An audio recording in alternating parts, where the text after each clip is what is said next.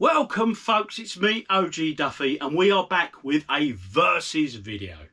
Now this week we are looking at two systems only, okay? And we are looking at the Sinclair ZX Spectrum and the Commodore 64. That classic playground clash. Oh yes. But anyway, I digress. Let's move on. I have a question for you guys first before I get into this. And it is this. When I do these versus videos, alright, as you know, I've started to do an awful lot more content or systems in the videos I produce. Now, do you prefer it when I make the videos shorter and I niche down into like 2, 3, maybe 4 systems? Or do you prefer it when the videos are longer and there's a lot more systems featured? Let me know in the comments, please. Your feedback is most valuable to me. So anyway, let's move on to this week's versus game. We are looking at Flying Shark. Now, I remember this in the arcades, and it's a shoot 'em up that I really enjoyed. It was a difficult one, if I recall, and I didn't struggle with it, but I really liked it. And graphically, it was pucker, it was mint. I really liked it, all right? But again, we're looking at the two systems. Another question for you guys. All right, I promise this will be it. Well, I'll ask for your opinions at the end, but it's down to yourselves if you want to input or not. But anyway, a question. Taito released this in the arcades. Now, in the past, people have commented and said I'm pronouncing it wrong. So is it Taito or Taito or Taito? Right? I say Taito. I'm a Westerner. I don't know. That's how I read things. I'm English. But if it's Taito, to me, that's an Irish crisp. Cheese and onion are very recommended. And so let me know in the comments, guys, how I pronounce it. Let me know. Help me out. Anyway, as I say, a great shoot 'em up. So this week we are looking at the Spectrum and the Commodore. All right. So without further ado, as always with these, we will go and check out the arcade version first before checking out the home systems. And remember, stick around to the end for my verdict on who wins this week's versus videos. And answer them questions for me. Cheers. The usual fashion of things, we're taking a look at the arcade version first. Now the first thing you'll notice is I've put two flyers up there on the right hand side of the screen. The top one says Sky Shark and the bottom one says Flying Shark. Now for those that don't know, this was released under different names in different parts of the world. So if you were in North America it was called Sky Shark, and if you were in Europe it was known as Flying Shark. Okay, why that is? Not too sure. If someone knows, let me know in the comments as always. Originally released in Japan in 1987 by Taito, it then spread to North America and Europe. And as you can see, it's a classic top-down shoot 'em up. The game features waves of enemies coming at you, and as you can see the screen gets rather busy, and it was not the easiest shoot 'em up in the world, but to be fair, I just loved the graphics on this. I thought it looked really nice, you know. The planes, if you got them in enough sequence, I think it was the red planes come along, you get them, you get certain power-ups, speed, extra bullets, bombs, etc.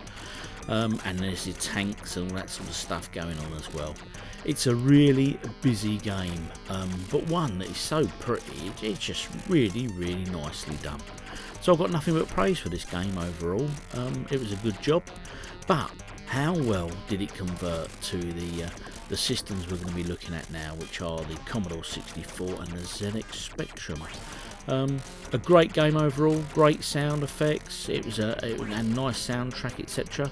And a bit of trivia here for you. Did you know that when this was released in Japan, they actually released the soundtrack of this game on a vinyl, I believe? So there you go, for those record collectors out there. Have you got a copy of Flying Shark? No, I don't think you have.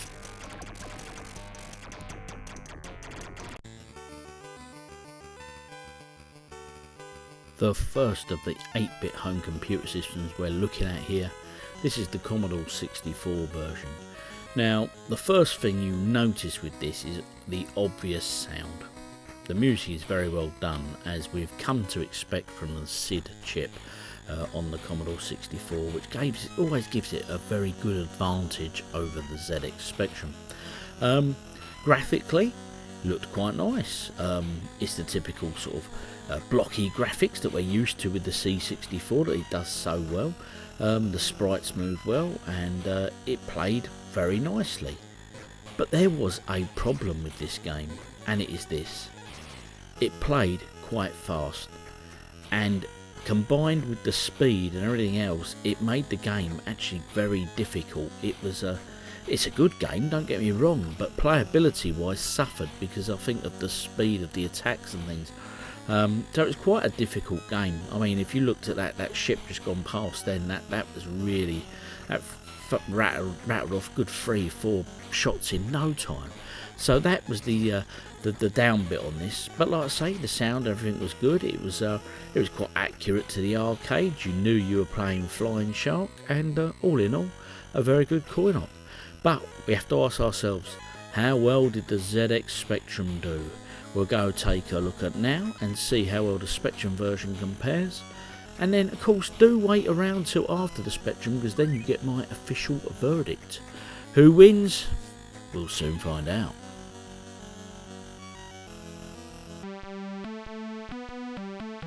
Now, the Sinclair ZX Spectrum version of Flying Shark. Firebird produced this game on both systems. The only bit of music on the ZX Spectrum is on the intro screen that we heard just a brief amount of. Now, first things first, as you can see, the main play screen here is all one colour. Obviously, this works well for the Spectrum because it helps prevent a bit of colour clash and the rest of it. And graphically, I have to say, I really like this. I think the Spectrum did a really good job. You can definitely tell it's Flying Shark. I know you got the... it's not as good in terms of the colours and stuff, but considering they've only got the one colour, they did a really good job on it. Obviously no music during the gameplay, but you got that sound effect going on. But the biggest difference between this and the Commodore 64 is the game speed. Now, if you look, there's plenty of enemies coming at you. There's plenty of action on the screen. There's plenty of bullets flying. There's plenty of all sorts happening. But it's all at a slower pace, which makes the game more playable, in my opinion. Okay? So, although it's lacking the colour, it's lacking the music, it's still a very playable game. So overall, I have to say I'm quite impressed with both systems. I enjoyed both versions, to be fair, but only one can take it, as always, people, you know that. So which one is it? Remember, let's go to my verdict now. Let's see what we got, and let me know in the comments, people, your thoughts, your memories, share your stories, etc, because hey, I love to hear your thoughts. There we have it, Flying Shark. Now, as I said, I remember this with quite fondness on the arcade system. It wasn't an easy shoot 'em up, if I recall, but it was a thoroughly enjoyable one, and I really liked the graphics. The graphics just really hit home for me on this one. Which brings us to the home computer systems. Now, because we're only looking at two versions of this week's Versus video, I've got to pick a winner. So if I hit you with second place first, then you'll know who's won it, all right? Now, as always, these are just my opinions, all right? If you agree, if you disagree, let me know in the comments and tell me why, because it's always great to hear.